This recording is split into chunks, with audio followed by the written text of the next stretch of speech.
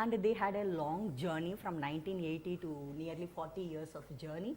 They have become like anonymous markers, RAPDs, AFLPs. In between we have SSRs and DNA microarrays, and now SNPs and SSRs kind of are they rule the science. Okay, these two marker systems, and both these marker systems are amenable to high throughput genotyping. So we will be talking, these are all the different kinds of markers which we have seen. So this is kind of how the fragments are analyzed, just to show you, but you will be seeing this facility later. Now I will okay, first talk about, all of you understand single nucleotide polymorphisms.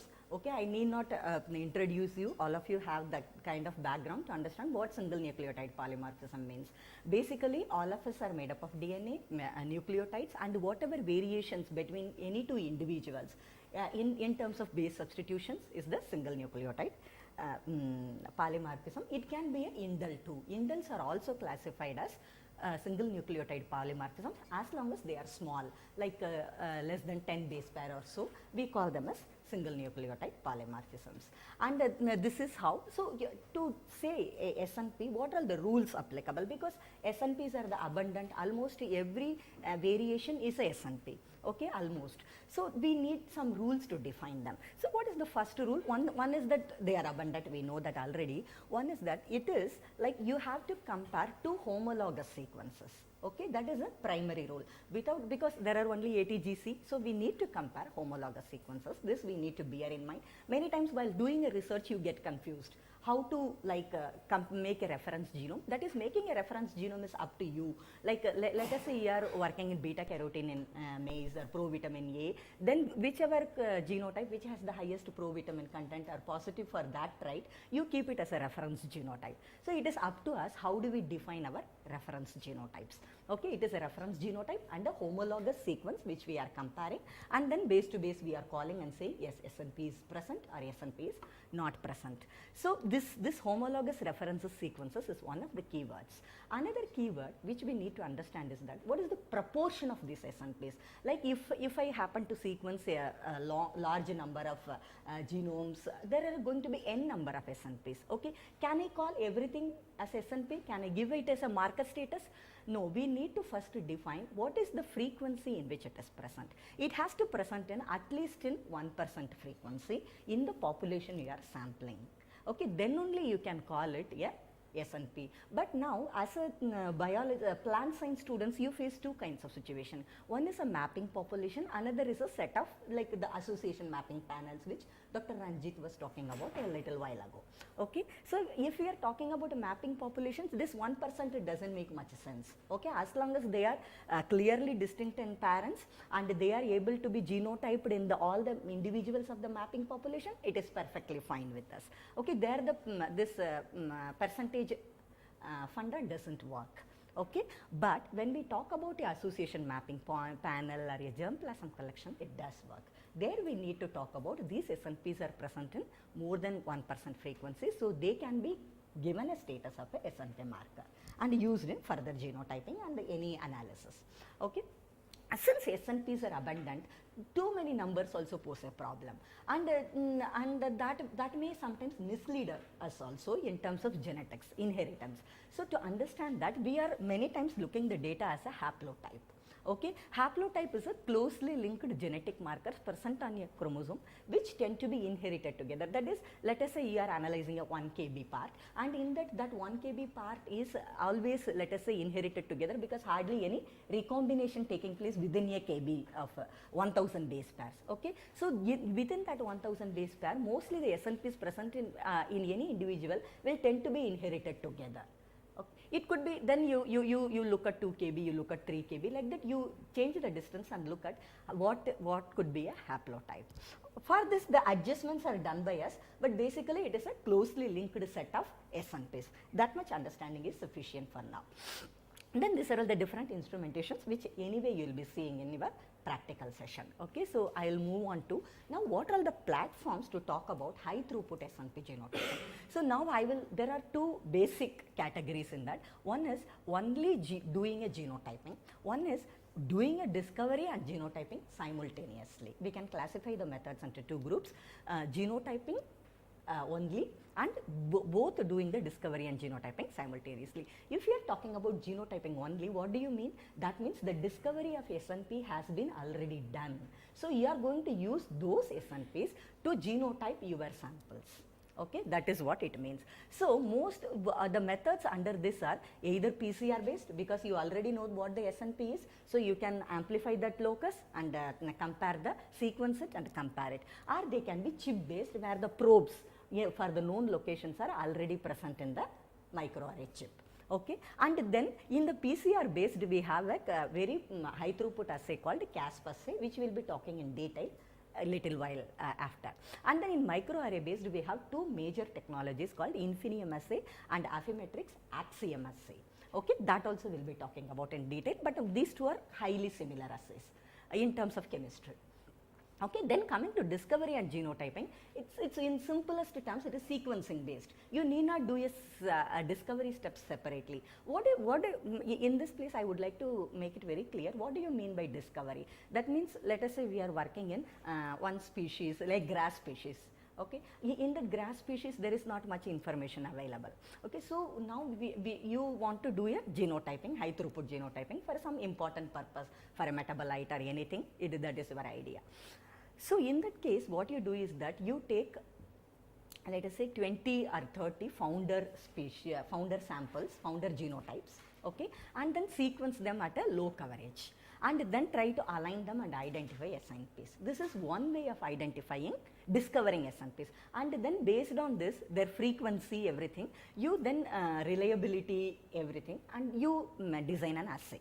Okay, so this assay designing also I'll be talking about a little after. Okay, so first either use founder genotypes and sequence them and discover SNPs, or there may be certain species like what to say, mango or something, where some people might have worked and some transcriptome information is available, or some SSH library, some ESTs, something is, sometimes for some gene the sequencing data are available, something is already available in the public domain. You collate all of them and try to identify. There are servers like Auto SNP server, SNP detect servers for that. You can use them, align your data and identify the SNPs. Okay, either the public domain you use the data, or you do the resequencing of founder genotypes and take out the data. So this is a discovery step. Okay, and then genotyping assay we'll be talking about. In sequencing, obviously the discovery and genotyping are happening at simultaneously. So there are three types in this. One is simply resequencing. Whatever your samples are there, you simply resequence them. But this will generate a huge amount of data, which might be difficult to handle. Okay, you may need very high computational facilities to handle such type of data. The second one is reduced representation of the genomes. Okay, in this there are two major methods. One is the GBS method and the RAD method, and the third one is the targeted sequencing. In case of reduced representation, it is random. Okay, maybe you just shear a genome with a cleave a genome with a restriction enzyme, digest a genome. So that way only those parts which are amenable to the restriction site, which have the amenable restriction sites, they will be sampled in that. Okay, either do that, or that is what is done in GBS RAD. But in this case, targeted, you know, this is the genomic region I am interested in, this is the gene I am interested in. Okay, you sequence only PCR amplify those regions, or probe identify those regions, and then do that. So we will be talking about all these things in detail. So you can slowly capture one by one. So now what are the major things? One is the CASP assay, which we talked about, PCR based assay. Okay, this is where the discovery is already done. Okay, the second and third are also, the discovery is already done. These are high throughput chip based assays. The only difference you look at here, this is single nucleotide extension based, this is ligation based, but for that they are highly similar assays. Okay, in the fourth case, all are sequencing based. It could be a targeted sequencing, or it could be a resequencing, or it could be a GBS kind of reduced representation sequencing. Okay, then you have the automated Sanger sequencing also used in candidate gene analysis kind of association mapping studies. Okay. Now, moving to what is a CASP assay. The main difference between a CASP assay and other assay is that it is a uniplex assay. See, if you look at all other assays, simultaneously you are going to detect a large number of SNPs. Okay, uniplex assay means what? One well, one PCR plate, one well, only one SNP. One sample. Okay, so that is why we call, actually uniplex kind of terms did not exist. We coined terms like multiplex, so then we later coined terms like uniplex. Okay, just to say this is not multi, this is single, otherwise everything was single only in the initial period. Okay, the first point is it is a uniplex assay. The second is that these are all very simple things. You take the template DNA and you have two mixes. One is called assay mix, one is called master mix. What is assay mix? Assay mix is a mixture of primers. Okay, you have, if you look at SNP genotyping, there are only three methods universally. One method is allele specific extension. Okay, second method is ligation based, the third method is single nucleotide extension based. There are only three methods. I told you in the Illumina and the Axiom, it is SBE and ligation based, which we will see a little while after. This is allele specific extension based. Okay, so there is a, so whenever we talk about allele specific extension, we generally have one reverse primer which is common to both the alleles, and then two forward primers which are specific to each allele. Okay, so and again understand SNPs are mostly biallelic. Okay, and that's why most of the assays differentiate only two alleles. They don't differentiate 3 alleles or 4 alleles. Most of the assays universally are designed only for 2 alleles. Okay, but at the same time, when you do sequencing, you can find more alleles also. It does not have that bias. Having said that, mostly SNPs are biallelic. They can be triallelic also. They can be tetraallelic also. But in very, very low frequencies, such loci are very infrequent in nature. That's why we don't bother about it, because we already get a huge number of data since they are high throughput and multiplex. Okay, now coming back to this assay. So now there are 3 primers, okay, which constitute the assay mix. Two are allele specific primers forward. One is a reverse primer which is common to both the alleles, and then you have a universal Phred cassette. I will explain in the next slide what do you mean by universal Phred cassette is that. You need not, let us say you want to genotype like 100 SNPs at a time, okay, for your samples. So for these 100 SNPs, you need not separately label them. The Phred cassette is common. Okay, so that actually makes your assay less expensive. Again, in the next slide, you will understand that. Then, how do we differentiate? For that differentiation, we have unlabeled tail sequences at the allele specific primary end. See, you are adding allele specific primer 1, allele specific primer 2. And now, how do you differentiate from your assay result that which allele specific primer has been complemented there, bound there, annealed there, and then amplification has happened. For that, you need to have an identity. That identity is provided by this. Then, since this is a Phred cassette, the Phred cassette also carries the quencher. Okay, I think most of you understand TACMAN assay or something like that. So if you understand this, this will be easy. But otherwise, also I will explain the next slide. Okay, and then they are Phred is nothing but frequency resonance based. Since this is energy transfer, frequency resonance energy transfer, they can be excited. Okay, at a particular wavelength, they will absorb at a particular wavelength, excite at a particular wavelength, and this wavelength is something we capture. This is called frequency resonance energy transfer. Okay, all the fluorescently labeled assays will have this phenomena. Okay. Now, in this you can do a low throughput also, medium throughput also, high throughput also. But basically, CASP is cost effective only for low throughput, large sample size. Okay. So, for example, let us say we are working in a seed industry. Let us say we are working in tomato. Tomato has to have a large number of disease resistant genes to be marketed to the commercial level. So, in the job of the seed testing agency is to check whether all these resistance alleles are present in your samples. Okay, so this is a kind of assess, because to a seed testing agency, a large number of samples would come from almost every corner of the country. So, your sample volume is very high, and also diagnostics like medical diagnostics, a large number of samples would come, but only a few SNPs are to be genotype. So that is very useful. So what happens, let us understand CASP assay mix. In CASP assay mix, I talked to you about 3 primers, right? This is the allele 1 specific primer, this is the allele 2 specific primer, forward primers, this is the reverse primer is common.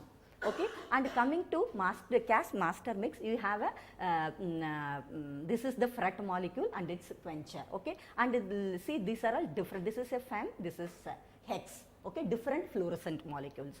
Okay, and now you look at the colors. This is complementary to this, and this is complementary to this. Okay, what do we mean by this is, this is going to have some sequence that the tail sequence. This is the tail sequence I talked about, and this tail sequence and this sequence are complementary. Similarly, this and this are complementary, and this is going to help us in deducing the results. Okay. Now, coming to, let us say this is our DNA template which has a GT polymorphism. Now, let simply take out your DNA template and purify it, do everything, and then while doing PCR, you denature the samples first. So, obviously, your 2 strands will get denatured and they will separate. So, now let us say the polymorphism is specific to G. You have, so G, you have C in your template. So, since you have you have G in your template and C in your allele. Okay. So, now obviously C will bind there, but the other one A, it will not bind, because that complementarity is not there. So, this is a very stringent binding we allow, and then this happens. Now, this is just the first round of PCR. Here only this much will happen. So, and now look, why do we call it tail? Because this does not have any complementarity in the genome of the template or the subspecies we are studying. So, that is why we call it a tailed one, which does not have any complementarity in the genome we are testing. Okay, now coming to second round of PCR. In the second round of PCR, what will happen? Now, this sequence, it did not have any complementarity, but it is now bound. Okay, so because of that, it will be extended in your second round of PCR. Now, from the second round of PCR, in the well, you are going to have this sequence also. Now, this sequence is complementary to the FRET sequence we talked about. This is complementary to this. Okay. So, now in the third round of PCR, this is going to bind. Till the third round of PCR, your FRET cassette is not binding. In the third round of PCR, now your FRET cassette is binding. So, because of that, there is going to be a so fluorescence. Now, but till then what happened? But you added this in the initial itself, but it was bound with the quencher. The quencher was masking the effect of the fluorescence. Okay, now it is separated from the quencher and coming and added here, and this double bond is this hydrogen binding is very stronger. So, now it is with the fluorescent molecule, so it is going to give fluorescence, which you will be able to detect using a detector, any plate reader, okay, at that particular wavelength. So, this is how you can do a large number of. Now, you can use the same tails and the same FRET cassette. Only you have to change the allele specific PCR sequences, and the reverse primer is specific to that particular locus.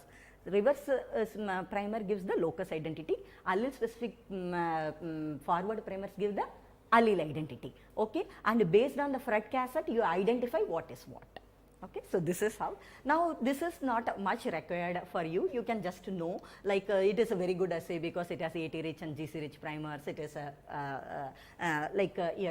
quick PCR protocol and all those stuff. At your stage, you don't require this. Actually, I was thinking about scientists working in my mind. That's why I added this slide. At your stage, you don't need this. Now, moving on to, this is a PCR based CASP assay we talked about. Now, we are going to talk about chip based assays. Okay. In the chip based assays, there are only 2 assays which rule the world.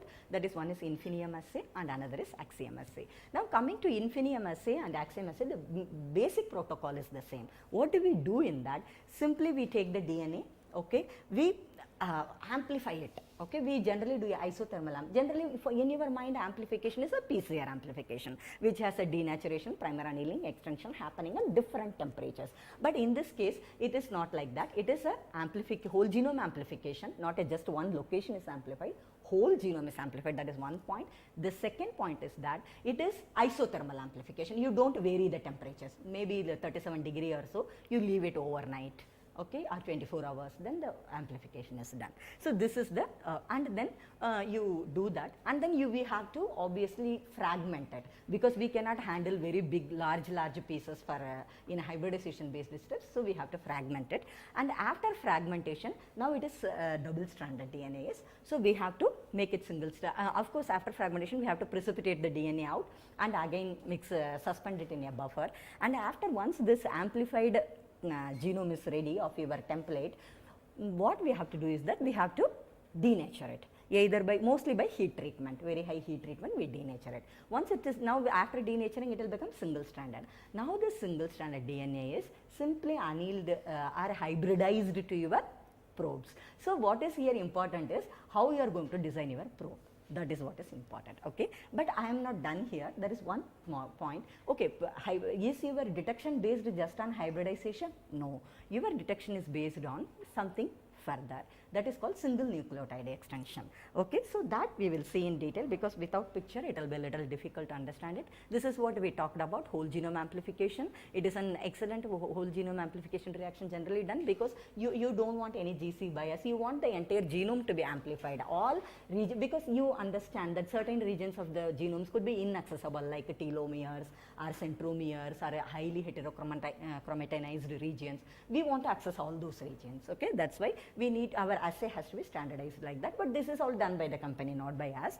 So this much 1000 fold amplification is done, then denaturation, and after all that fragmentation, and we do precipitation. Now coming to hybridization, see, this is the this is called the universal bead chip, which is present in the microarray, which you will be seeing physically that during your practical, okay. So this is this array, fine. So this is already present there. This black one, it is already present there. This blue one is your template DNA, okay. Now your template DNA, see the beauty, both the strands are coming and annealing, okay. So now this has annealed, and then this is specific to now after this this is your template DNA. So this has the particular SNP to be genotyped immediately after this. So yeah, you can say this probe is one nucleotide short of the position which has to be genotyped, okay. So it is there. Now what you are going to do is that you are simply going to supply it after hybridization for very long hours and washing and everything. You are simply going to supply this either AT specific DDNTPs or CG specific biotin labeled or DNTP labeled, okay, dinitrophenol DNP labeled. Either of these two we are going to use. So once you use that, see now they have come and hybridized like annealed according to their complementarity. The single nucleotide extension has taken place. After the single nucleotide extension, you are going to use formamide and cleave off these ends, okay. See, and also you will be removing the high stringent washing, you will be removing the template DNA also, okay. And after that, now only the biotinylated or DNP labeled fluorescent dyes are present. Now, but this now see, imagine in a single chip which is hardly 0.5 by 0.5 millimeter size, or sometimes 0.1 by 0.1 millimeter size, you are going to genotype n number of like 5,000, 50,000 number of SNPs. So it is a very, so sensitivity and specificity both are very important, okay. So the specificity is taken care of by using single base extension, okay. The sensitivity is taken care of by amplifying the signals, okay. So you go on adding simple your principle of antibody principle, okay. This is labeled to anti-DNP and then this anti-DNP like this. You go on amplifying this signal based on like 2 to 3 cycles. We amplify the signals. Once we amplify the signals, now it will be, we can use a laser detector and a camera, and we can see what is what, okay. So now, just a second. Okay. Then this is about how to do the check the data quality. This we will talk in detail in the next session. In simple terms, you understand that this is going to give us image files, okay, which is hybridized, which is not hybrid, because it is color based. Okay, why it is image based can be a question there. See, what is there in your what to say, microarray or the chip is the probes, okay, they are localized, and then you will be supplied with a file based on XYZ coordinates where each probe is present and what does that specify, which locus it specify. Okay, so for locus specificity, XYZ coordinates will help you, and then for binding which allele, this color coded streptavidin and DNP labeled, they are different color coded. Okay, so that will help you for allele identification. So now this is happening, but they are all so nearby. So for that, so now the scanner is actually getting what, this XYZ coordinate so closely, and this color is emanated. Okay, this is what it is getting. So that is why the files are coming as image files. Okay, and then you also imagine this data is generated for each coordinate from that 0.1 by 0.1 millimeter size, say, maybe for thousands of SNPs. Okay, so like this it is coming for a large number of samples from maybe from a single chip itself or a single plate itself. Okay, so it is going to come. So that's why the data are coming in images. Now we have to convert it into ATGC or whatever, and for that we have to now see the data for sample wise the data are present. But how do you want to look at SNPs across samples? This particular SNP, what is status in this sample? What is the status in this sample? What is status in this sample? This is what you want to look at. Okay, so for that, that's why you have to group the data, or called cluster the data into genotypes. Okay, for this is the marker 1, so this is the SNP genotyping data. This is marker 2, this is the SNP genotyping data. So like that you want to cluster the data. So that clustering is done, and for that we have all stringent standards, and finally once we finish all this, we can remove the poor samples and all those things where call rate is very low. We can remove all those samples, and finally we can simply ask the data to be coded in the numerical format and take it to Excel and use it like any other marker data. And the only difference I was talking about in Axiom and Infinium assay is about the single base extension versus ligation. Okay, otherwise the same whole genome amplification, the same fragmentation, same capturing in the chip, okay, capturing on the chip, and then here what they do is that they first label them. Okay, they have a labeled solution in which say this blue color is greenish blue is your template DNA, fine, and these are your probes, fine, and this is now when you are labeling, this will come and label, and this label solution is added from externally, okay, after hybridization, and this will go and bind according to the complementarity present in your template. Okay, so now after this, the same way, this is a ligation reaction instead of a typical extension reaction and then washing off everything. Those here there is nothing like that, simply ligation reaction, okay, and then you amplify the ligation and then use it for scanning your sample, so that calling the SNP data. Okay, so this is the only difference. Otherwise, even data handling, the window, everything will look the same, absolutely no difference. Okay, so I was talking about images to you, right? So this is the images I am talking about. So let us say there are now we always talked about biallelic nature. So this is one allele homozygous form, the other allele homozygous form. This is the heterozygous form in between. So this is what I was talking about, clustering the data across samples. So for this particular SNP, you are clustering data across samples. Okay, this clustering has to be actually very precise. Okay, so remember, you may be handling 500 samples, but your capacity to handle samples may be only at a time maybe only 96 or 32 or 48, depending upon the instrumentation available, everything. So that is why this kind of clustering might happen like this. So this has to be manually done. Okay, because at one day when you are doing this, the staining became little more, okay, because this is a very high sensitive assay. So even 0.1 minute difference will also create a little difference. So that is why this kind of manual clustering and checking the samples is very, very important. Now coming to the big question, okay, I can do all this, this is very simple, okay, if I have done a PCR, I can do this also, nothing great about it. So, but what is here important is, you have to design an assay, okay, then only the probe can be designed, microarray chip can be designed according to what you are going to genotype. Then the sample, then the genotyping is a very simple routine exercise, okay. What is important key here? How to design the assay. So, how to design the assay? First we need to see whether we are doing a whole genome kind of a study, or we are doing a targeted kind of a study, and what is our study, whether it can be performed very well with just 1000 SNPs, or it is a you want to a very detailed evolution study where you can talk about only the domestication related genes and those SNPs, or you are going to talk about like how this entire maize has evolved, or how everything has happened, okay, and what are the different populations present in maize, and how what is the kind of genomic evolutionary bottlenecks they underwent. So, if you want to understand a very deeply something, then you will need to genotype a large number of SNPs, okay. And in cross-pollinated species again, you may and also depending on the genome size and depending upon the pollination behavior, you may have to use a large number of SNPs, because in case of, we talked about haplotypes in the beginning, right, they are set of closely related SNPs.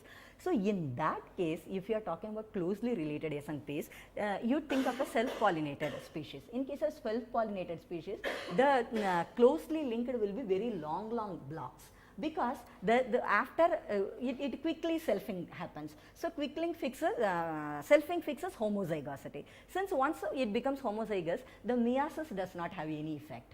Okay, so the heterozygosity is not going to be generated at all are homozygous, so you inherit large blocks. But if it is a cross-pollinated species, let us say, there is going to be lots of heterozygosity, because pollen is going to fall from different places, or it could be a protoandry. So, self-pollination or protogyne is something where self-pollination is prevented, always a different pollen and a different pistil, okay.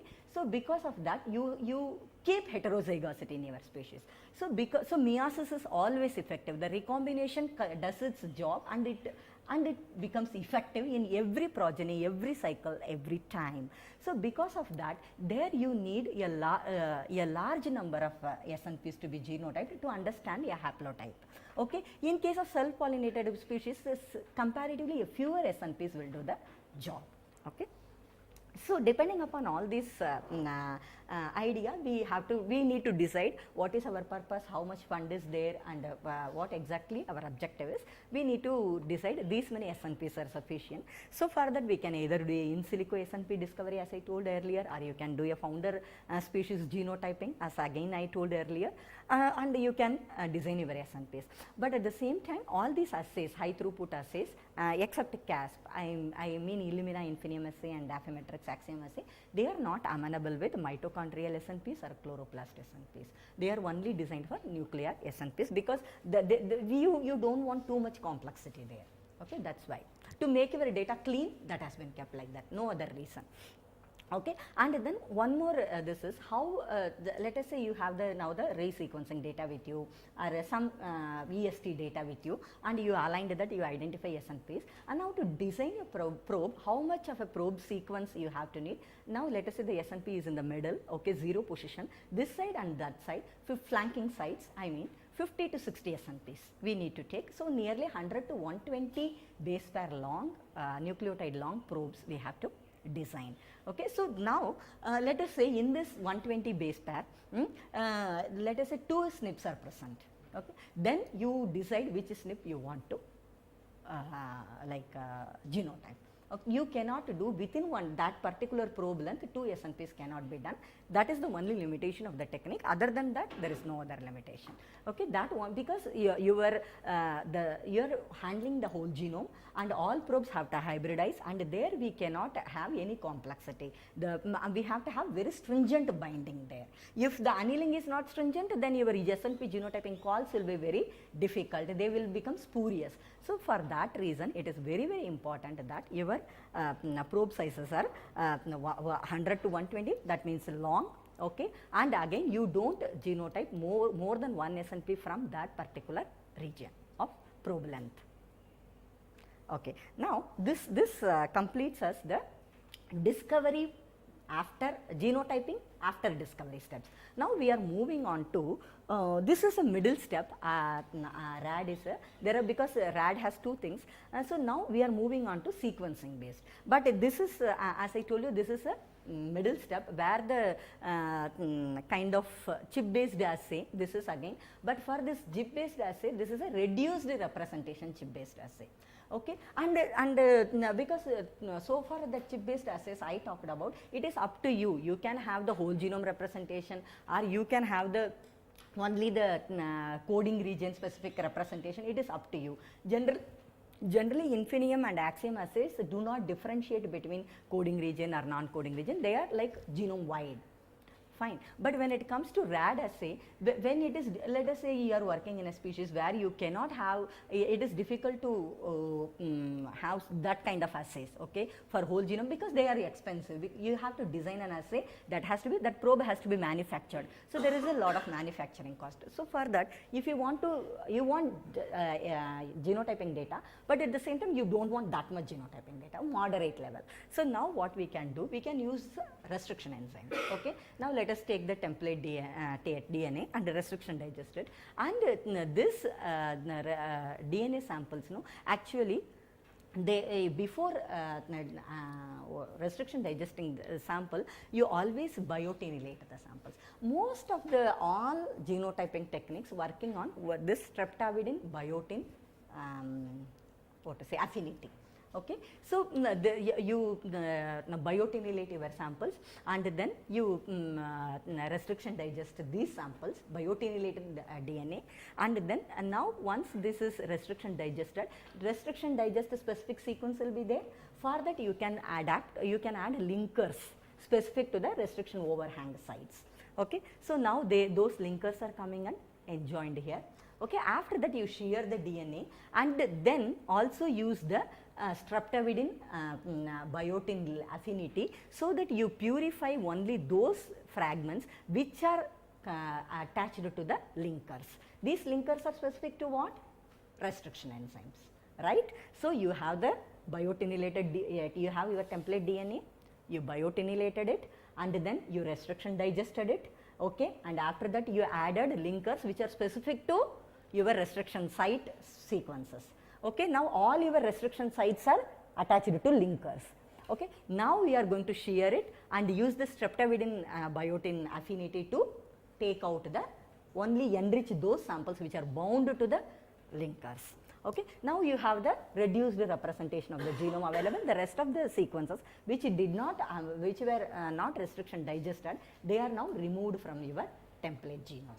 Okay, only this is available. Now initially what they started doing was that, let us say there are two samples, okay, one parent, resistant parent, and a susceptible parent. They are going to plate them on a these sequences, they are going to plate them and hybridize them. So what will happen is that let us say the entire genomic representation is present here, and then now we are going to only use this, okay, here to bind, and some will in this everything will bind, and in this only this sample specific one will bind, and in this only S2 specific one will bind. See, this restriction polymorphism is specific to sample 1.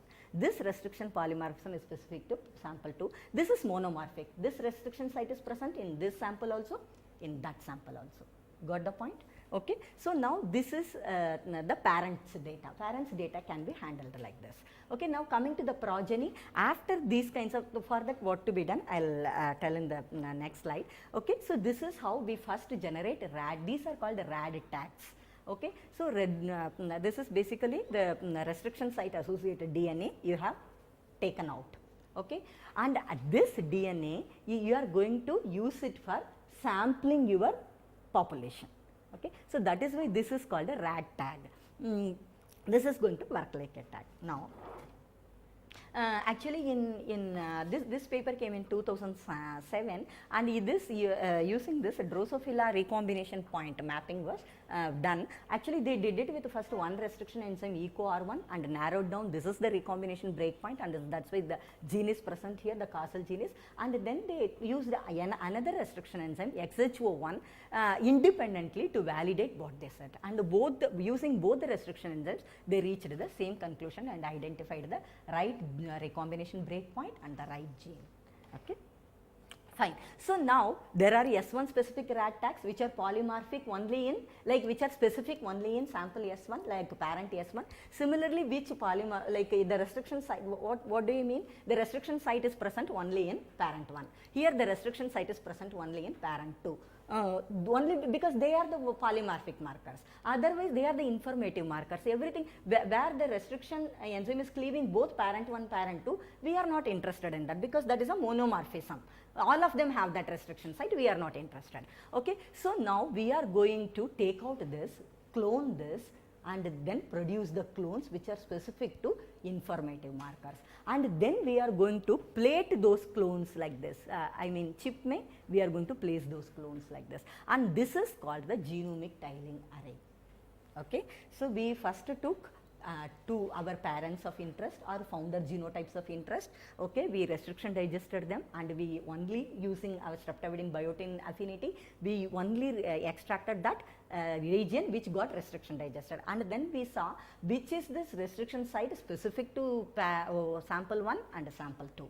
Okay, after that we try to clone this.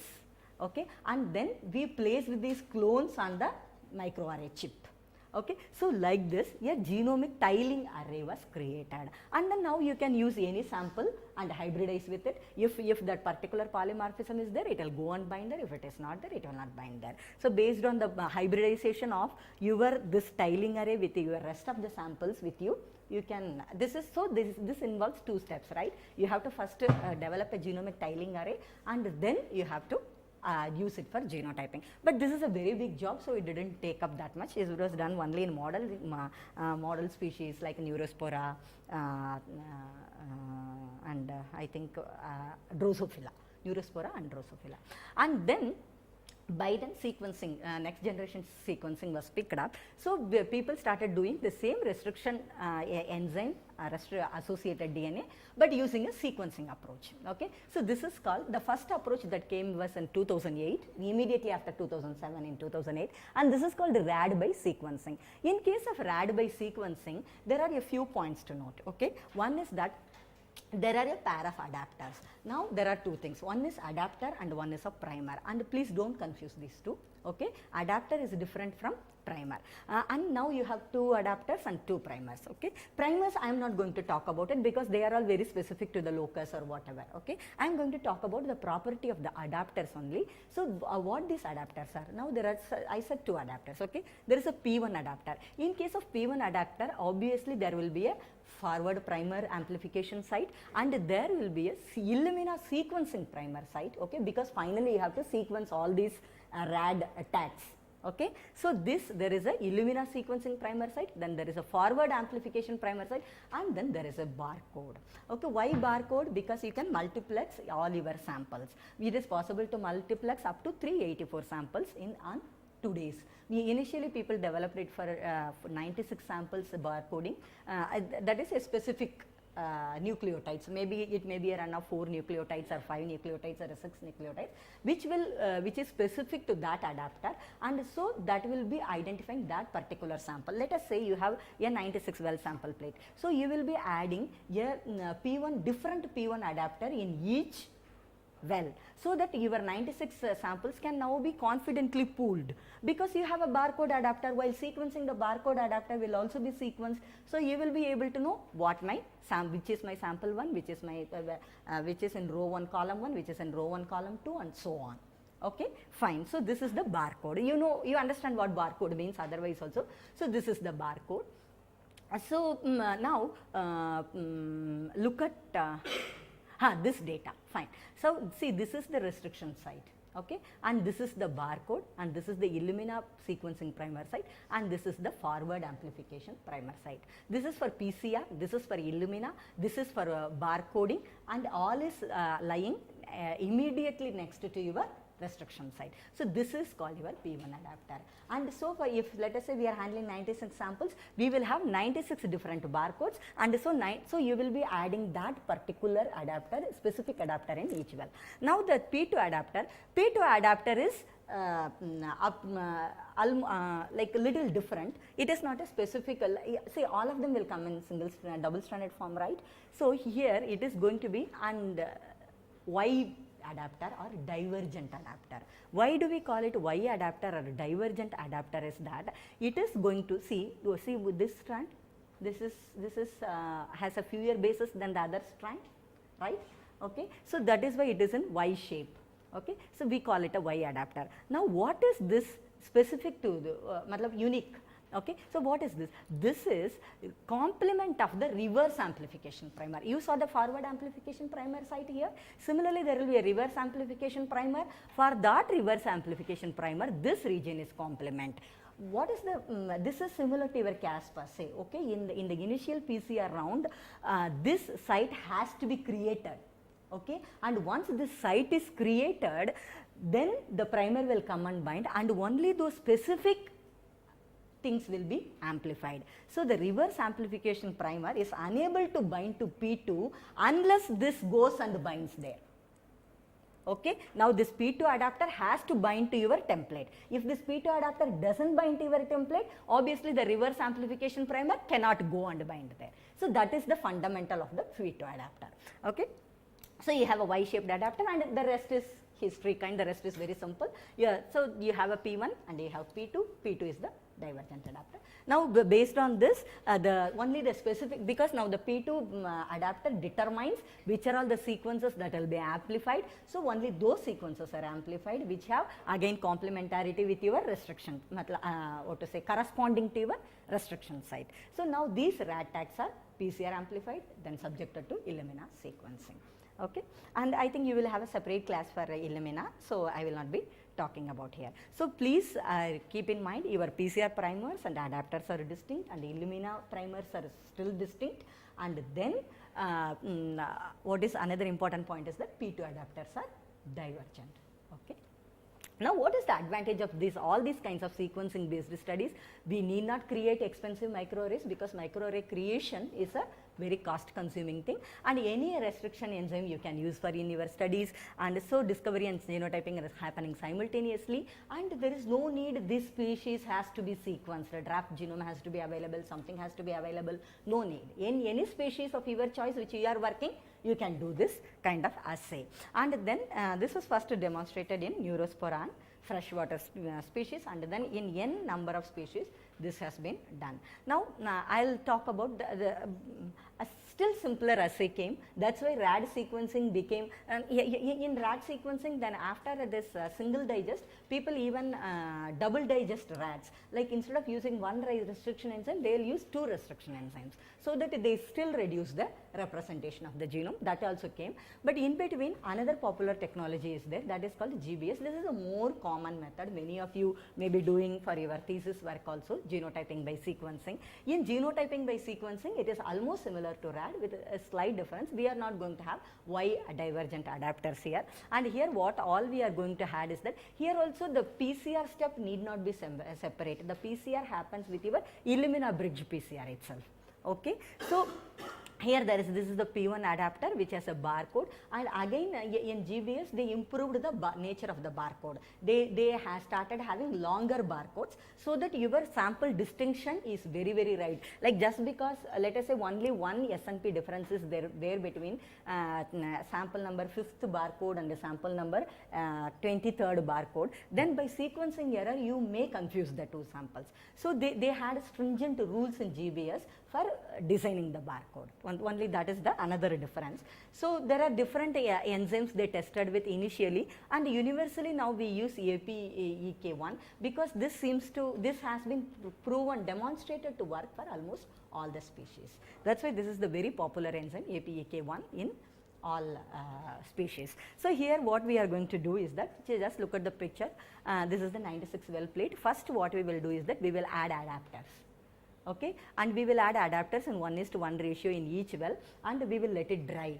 Okay, all these high throughput plates, no, we use the dry method because we want to be very sure everything is added. After drying we just see, yes, it is there, then spot is there, and after that you add your template DNA in each well, and after adding template DNA you add the restriction enzyme. Now the digestion will be done. Now you added ligase. Adapters are already present. Now you have done the restriction enzyme, restriction digestion. Now the adapters will be ligated. Once the adapters are ligated, now you deactivate your ligase, okay, so that you don't want further complications. So once ligation is completed, maybe 20 minutes or so, you deactivate your ligase, and after that you add the you generally what we do is that we can now pool the samples. Okay, now you take out a sample from each well and then pool them, because now the barcode is adapted to that, there is no problem for you. Yeah, so now after that we generally do a size exclusion chromatography, okay, so that some particular specific sizes are done, and once this particular specific you can use the PCR primers 1 and 2 here to do the PCR, and then we look at the fragment sizes around 350, like 200 to 350 base pair fragments we size select, and after that we subject it for sequencing.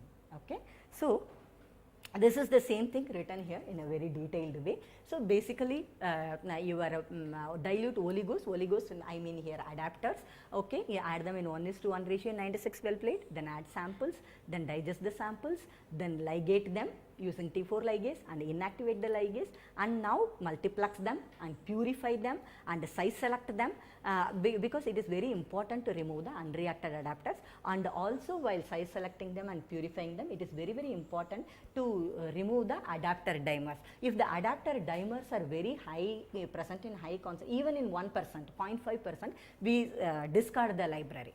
Okay, that adapter dimers, like you know a primer dimer, okay, in JPCR. So similarly there are adapter dimers can also form.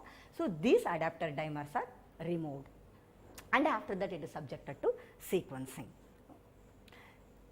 Oh, sorry, I think this is now we are explaining how this is working. See, this is, let us say, your DNA which got restriction digested, and this is this 3-letter code you see, this is your APEK overhang. Okay, this is a sticky end one. So APEK overhang, and after that you have a barcode adapter, because barcode adapter is specific for each sample, and then the second adapter, P2 adapter, you call a common adapter, okay, because it is common to all samples. Okay, so that is why this is a common adapter, this is a barcode adapter, and in the what is important to note here is that this PCR primer 1 will be complementary to the barcode adapter, and similarly the PCR primer 2 will be complementary to the common adapter. So see, this is your in the Illumina, I think you might not have listened to bridge PCR and those kinds of things till now, but you will understand this when that class is also done. Okay, there is a flow cell in this kinds of this which has a lawn of oligos. Okay, that is called that's why this is called flow cell oligo 1, which is present in the Illumina flow cell. Okay, so now your this is your barcode adapter which is bound to that. Now this is the sequencing primer 1. Similarly, this is your common adapter end, where the PCR, the other primer is coming and binding. So this complementarity. So now instead of too much complication which we saw in the P1 adapter, P2 adapter, divergent adapter, specific adapter, and then a PCR and then Illumina, here it is comparatively more simplified, and the barcode stringency is improved. Okay, now moving on to, I will not talk in detail about targeted sequencing. You see, the name targeted sequencing itself tells you what it is. You are now, whatever you are doing was whole genome, all restriction enzymes in that particular genome. The resequencing means the entire genome, like that. There is nothing like a specificity specified there. Okay, but in targeted, that means I am going to only take the NBS LRR genes, or I am going to take only the GC boxes, something like that. some specificity of the genome you are going to utilize. There are only these particular genes I am going to sequence because I am working in this particular pathway. So whatever enzymes involved in this particular pathway, I am going to study only those sequences. Okay, it's a targeted one.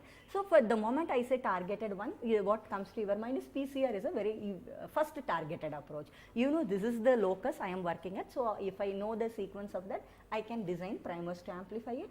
Okay, so like this we design, we know we are using in, let us say, candidate gene approach, and for a metabolite, what are all the anabolism and catabolism of that particular metabolite, what are all the enzymes involved, list those enzymes and take the sequences of those enzymes, okay, and then design primers to amplify them across all genotypes of your particular interest, okay, and then sequence them.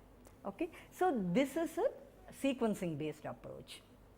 For this we generally use ion torrent phenomenon, which works based on the pH scale. Okay, and then probe based, in case of probe based, it is like our microarray based approaches. Okay, like I know this is the sequence there in the microarray Infinium assay, Axiom assay, we discussed in detail earlier. What we talked about just designing probes across the genome.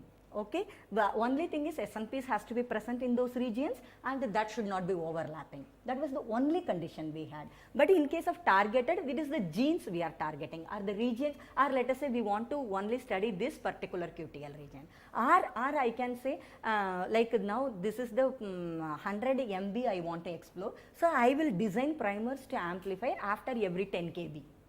Something like that. It is up to us how do we want to design our assay. So in that you can do a PCR also, you can a probe also. Let us say we develop a specific probes to that regions, and then we give those probes for target.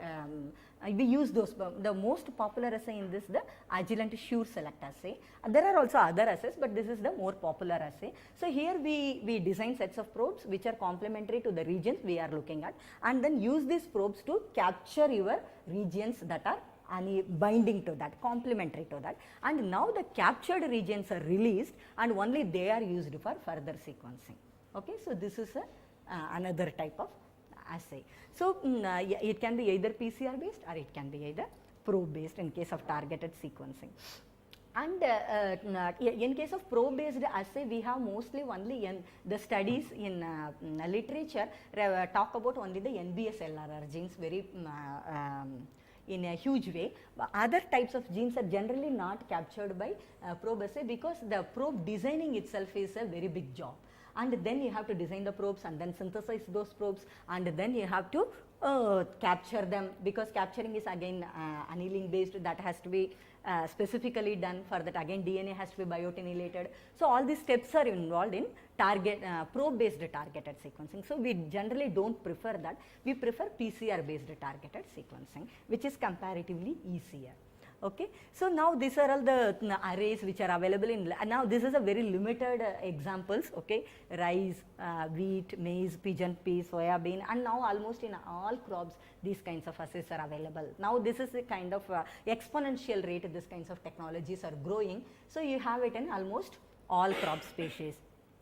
And then in vegetables also, like cabbage, this is I think some Chinese cabbage, and then watermelon, potato, cucumber, carrot, in almost all species we have a large number of arrays developed. And then only with just one more point I will finish my lecture. So far we talked about only the SNPs and their high throughput genotyping. Other marker types be not amenable to high throughput genotyping? Yes, to medium level they can also be multiplexed. Okay, one of the very popular examples come from the SSRs. Even AFLPs can be done, RAPDs can be done, anything can be done. So what has to be done here? You have to simply label your PCR primer, either a forward primer or a reverse primer.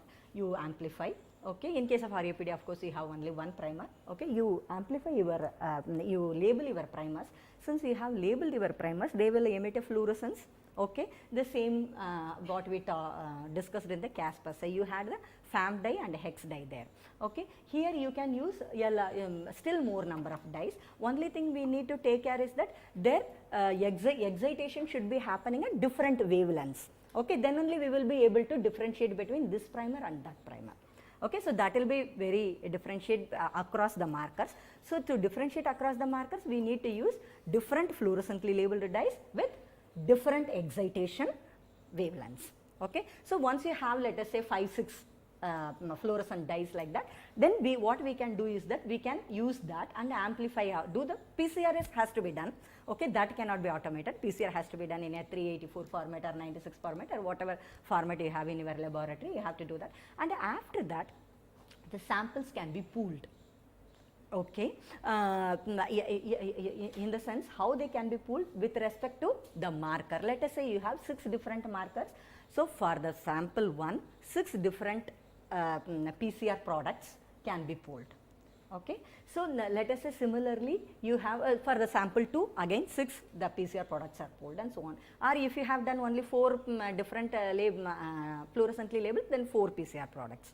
Okay, that means 4 PCR products means what? Pertaining to that sample, but for 4 different primers. Okay, primer combinations. That is what I mean. Okay. So once you have pooled that, see, this is the 4 different, you have pooled it, and then for this is sample 1 and all that is subjected to fragmentation. That means electrophoresis. So PCR is generally high throughput. You can be made a high throughput 96 or 384. That is not a problem.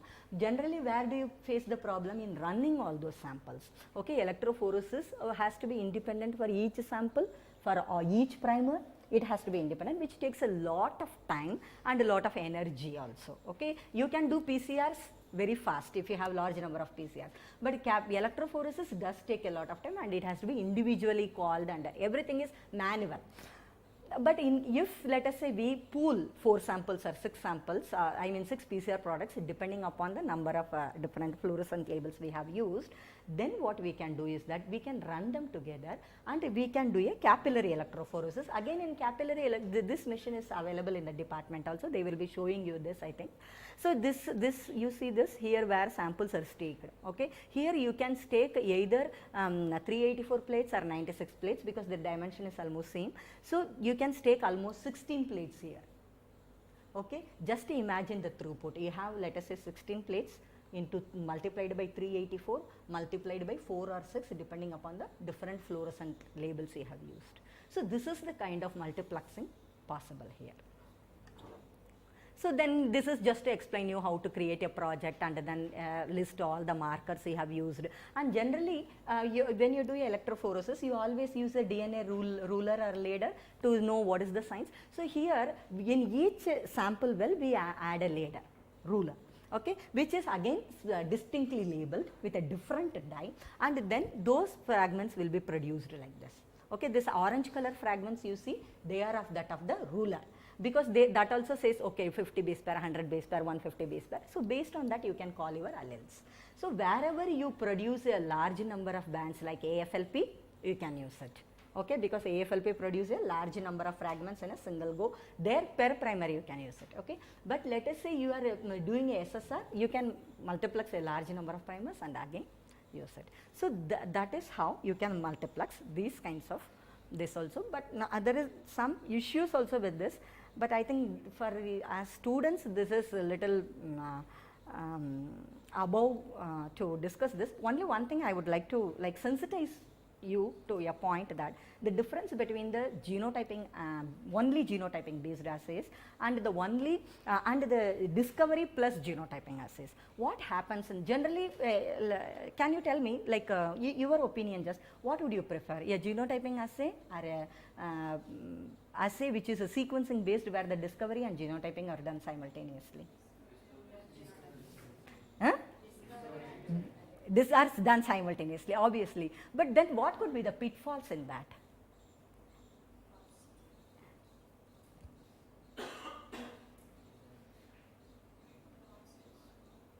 Fastest is not a pitfall, that is an advantage. No, cost wise it is not it is cost effective in fact, because the sequencing technology is evolving very fast. It is actually cost effective. Your genotyping only assay is more expensive. That is because there is a as a designing cost involved, number one. Number two, but still it is popular. That we need to understand from human genome perspective. See, medical science is the most important science, okay, and which is a big industry. In case of plants, you have a large number, agriculture I would say rather than plants. Agriculture, you have a large number of animal species, large number of plant species, and a large number of fishes you work on. So every genome is distinct, and so every assay has to be distinct. So you have to design every time, means you are really increasing the cost. That is, let us say X amount is available to design a cost. For human genome, you can design once and the rest of the whole world can use it. Okay, but in case of I cannot design one assay for rice, and I expect all agriculture scientists to use that assay. At the most, what is possible? An assay developed for tomato can be tried for potato, okay, or eggplant, okay, because they have some genomic similarities. Beyond that, we cannot do anything. So it is expensive, but still it is popular, mainly because of the one perspective coming from the human genome. Okay, that is one thing. The another thing, but still data handling is very, very easy in genotyping assays, because you have, let us say, 5,000, 10,000, 50,000 data points coming from each. Okay, so a simple laptop which is of 16 GB or 32 GB can handle it, or a desktop can handle it. You don't need much high workstations or servers to handle that kind of data. And another advantage is that you have specified this is the marker I am going to genotype, like your RAPD or your SSR. You know, these are all the loci I am going to genotype. You have already put the probe in that and hybridized each sample to that, right? So you are going to get data for all this, except for some missing or something. That will always be there, whatever you do. 1% to 5% missing data, or wrongly called data, or poor data will be there. That is always accepted, okay. But rest of that, you know, this is the loci, and for this, for all these loci across all your samples, you have data. But now come back to sequencing. Sequencing is, though we generally use a APEK1, which is a 4-cutter. Okay, now how many 4 base pair regions are going to be there in the genome? That 4 base pair will occur after every almost after every 1 kb it is going to be there, right? So if it is there going to be after every 1 kb, see how much restriction sites will be there. So how much data will be RAD tags will be present in that. If those many RAD tags are sequenced, now the SNP is going to come from 2 places. One is the restriction site present absent, okay. Another is the you have sequenced a little region also, maybe 200 base pair region surrounding it. So that 150 base pair region surrounding it. So that may also, while aligning, will have SNPs. Okay, fine. So this is, there are SNPs going to arise out of 2 places.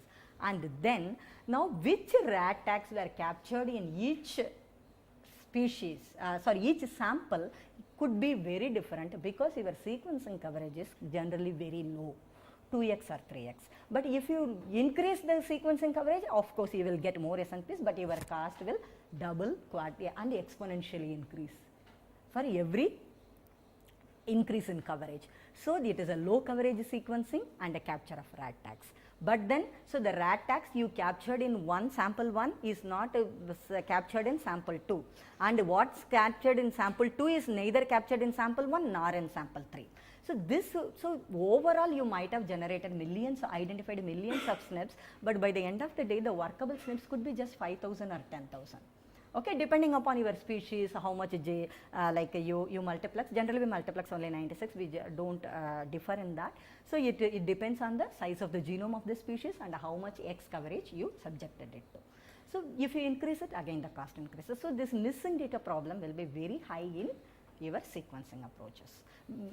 So it is a give and take. We have to decide what we need, and depending upon our thesis or whatever objectives we set forward, we have to decide which approach to follow. And depending on the species, if let us say you are working in a very established species like rice, where these assays are already available, or maize, again assays are available.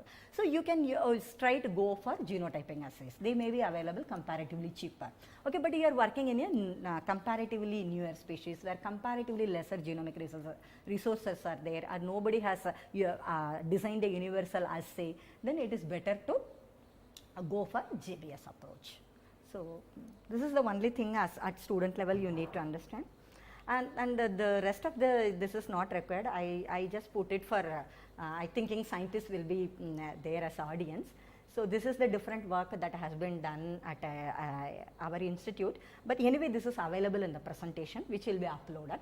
All the references are given in that. You can have a look. And when you come for the next class, you can ask doubts if you have any from this. And with this, I'll thank you and also welcome any questions.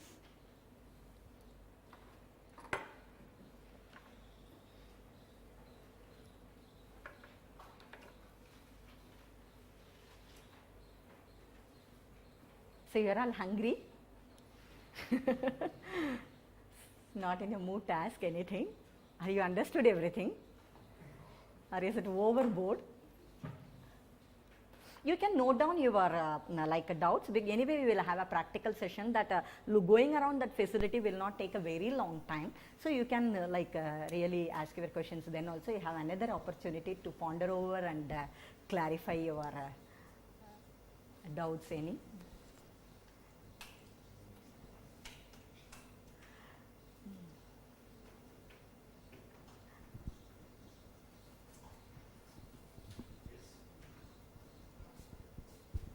Ma'am, why SNP are more frequently biallelic than? There are one main reason is that what is the frequency with which spontaneous mutation takes place? 10 power minus 6. Let us say we are now beginning the evolution of that species. Now there is only one founder genotype and a particular position, SNP mutation has to be mutated. Okay, and it has to be inherited also. So that frequency is 10 power minus 6. Now let us say the same position has to be mutated again to create the third allele. So 10 power minus 12, right? So fourth SNP 10 power minus 18, which is again rarer and rarer. So that's why, that is one reason. Another reason is that if you look at the bases, purines and pyrimidines. Okay, purines are two-ringed and pyrimidines are single-ringed structures, and they have a stoichiometry. Okay, only purine can bind with pyrimidine and pyrimidine can bind with purine, complement with hydrogen bond pair with the nucleotide. So based on this, what happens is that transitions are more frequent. Transversions will be, because if it transversions, because the other, it affects the stoichiometry of the entire DNA structure there. Okay, that's why transitions are more frequent in nature. This is the reason why again they are, so that kinds of changes are more frequent in nature. That's why we restrict ourselves to biallelic. That is why SNPs are biallelic in nature also. Yeah. Okay.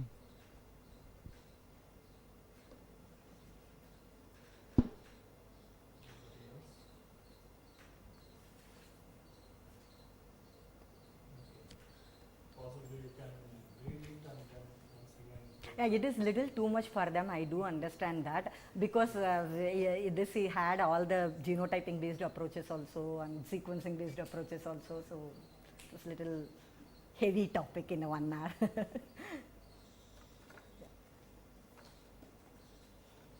You can still read and get back. Yeah, certainly.